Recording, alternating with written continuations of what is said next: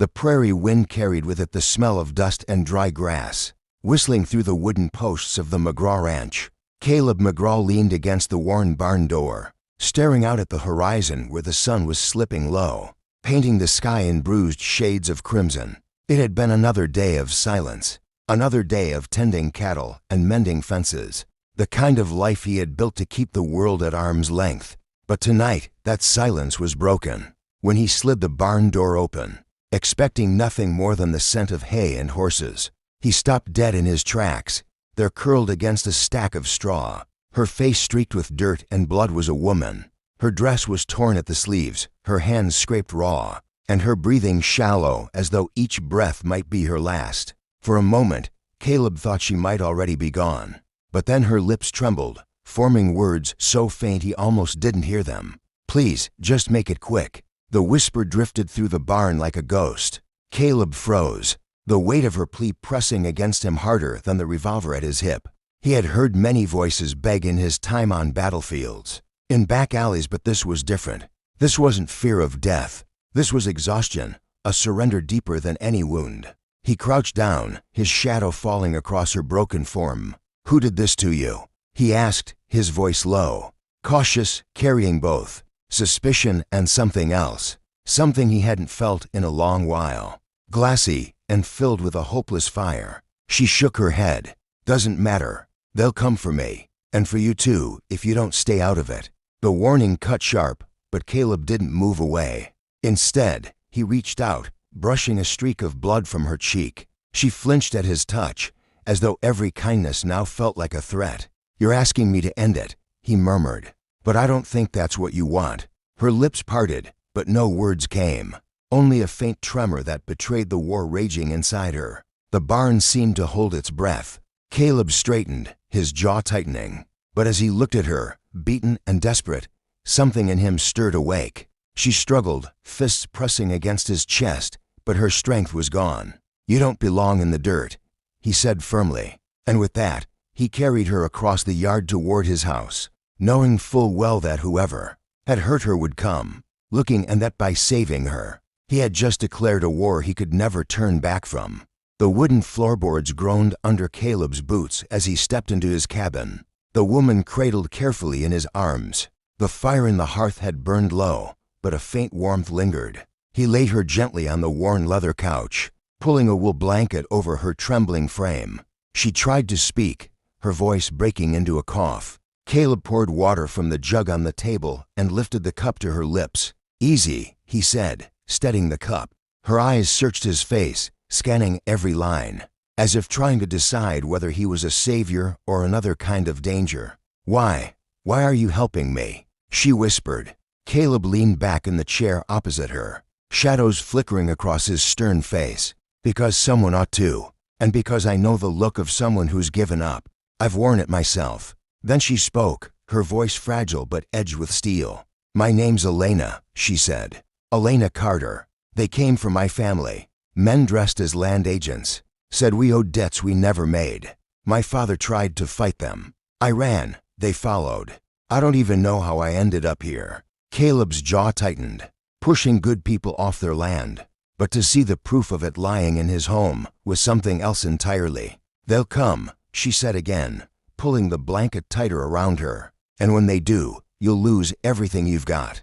Caleb's gaze shifted to the rifle mounted on the wall, then back to her. "Everything I had worth losing was gone a long time ago," he answered. "The ranch is just land. You're still breathing. That means the fight isn't finished." Elena looked at him as though he were speaking a foreign language. "You don't understand. They're not men you can reason with.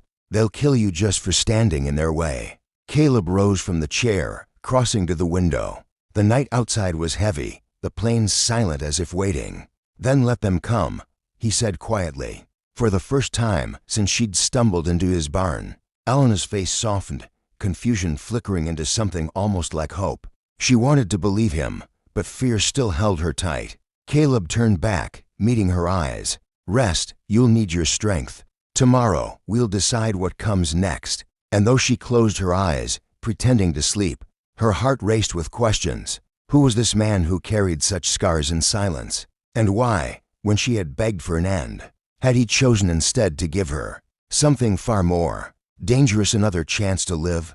Caleb had been awake for hours, moving with quiet purpose, checking the corral, feeding the horses, and keeping an eye on the long stretch of dirt road that led to his ranch. He knew it was only a matter of time before trouble found its way here. Inside, Elena stirred beneath the blanket. Her face was still pale, but her breathing had steadied. The rifle propped against the wall beside him. "You didn't sleep," she said softly. He shrugged. "Didn't need to." Elena pulled the blanket tighter, her gaze drifting across the small cabin. Everything about it was simple hand-carved furniture. Shelves lined with jars, a few faded photographs tucked into the mantel. It was a home built by a man who didn't expect company. Yet she was here, and he hadn't turned her away. "You should have let me go," she whispered. "They'll come here because of me. I've brought nothing but danger." Caleb sipped his coffee, eyes fixed on the horizon. "Danger doesn't scare me." Her voice cracked, rising above a whisper. "But it should. These men, they don't stop. They don't forgive." Finally, he looked at her, and for the first time, she saw the depth in his eyes, old wounds, old battles, and a weariness carved into every line of his face. "Living with yourself after turning your back on someone that's one of them. I won't make that mistake again." Before she could reply, the distant sound of hooves carried through the morning air.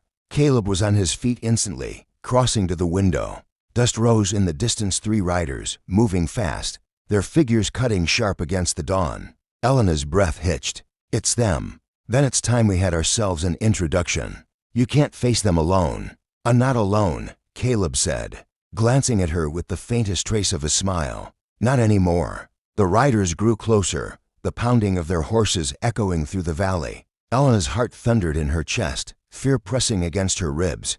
But as she watched Caleb step out onto the porch, shoulders square, rifle in hand, she felt something stir inside her. For the first time in days, she wasn't just running. And for the first time in years, Caleb McGraw wasn't just surviving, he was preparing to fight.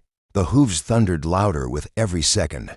Dust billowed around them, their horses snorting and pawing, the earth as if they could taste the tension in the air. He didn't aim it, not yet.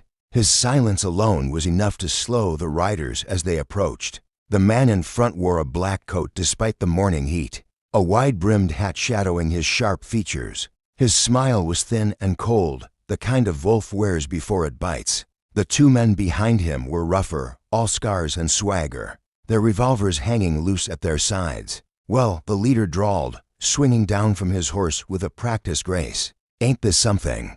And here you are, keeping company you got no right to." Elena appeared in the doorway behind Caleb, clutching the blanket around her shoulders. Her breath caught when the leader's eyes slid to her, his smile widening. "Miss Carter," he said smoothly, "you've given us quite the chase, and here I thought you didn't have the strength left to run." Caleb shifted slightly, blocking her from view. "She's not yours to find." The leader chuckled, a low sound that carried no humor. "Everything out here is ours, McGraw. Land, cattle, water, and anyone foolish enough to stand in our way. You should know that better than most."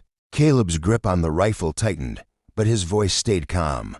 "You've had your say. Now ride out, and no harm will come of it." The men behind the leader laughed, spitting into the dirt. One of them sneered, "Listen to him. Thinks he's still some war hero, talking like he can stand against the world." Caleb's eyes never left the leader. "You're not the world," he said flatly. "You're just 3 men who don't know when to quit." The leader's smile faded, his jaw tightening. He stepped closer, boots grinding against the gravel. "Careful, rancher. I came here offering you a chance. Hand the girl over, and maybe we let you keep your land. Maybe. Please." Caleb didn't turn. His gaze stayed locked on the men before him. "I ain't doing this for you," he said, his tone low and steady. "I'm doing this because I'm done watching wolves tear apart what's left of decent folk." For a heartbeat, the yard fell silent. Then the leader's eyes narrowed, and his hand drifted toward the revolver at his hip.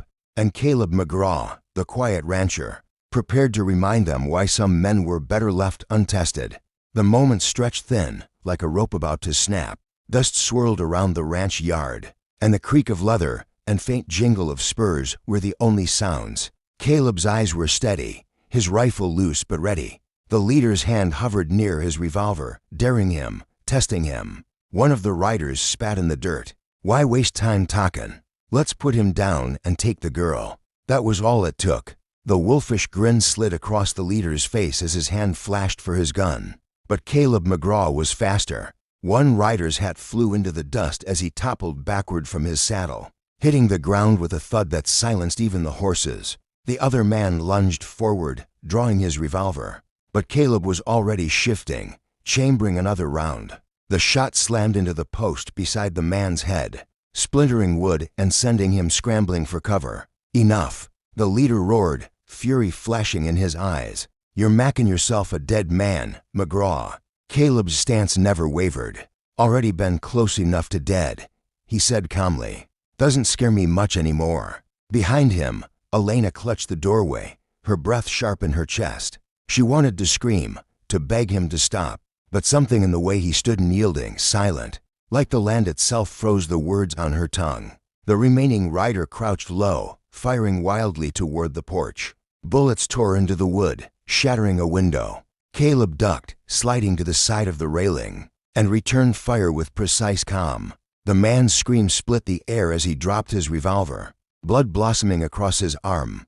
His horse reared, nearly throwing him as he staggered back. "You think you've won something here?" The man snarled. "All you've done is bought yourself a slower death. We ain't the only ones. We're the start." Caleb leveled his rifle, unblinking. "Then send the rest.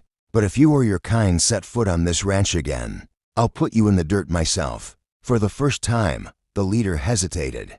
He glanced at his wounded men, then at Caleb's steady aim. With a bitter laugh, he holstered his revolver and swung back onto his horse. "This ain't over, McGraw," he spat. "You just opened a war." The riders turned, retreating in a storm of dust and curses. Behind him, Elena whispered, trembling, "What have you done?" Caleb's eyes stayed on the horizon. What needed doing? And though the yard was quiet once more,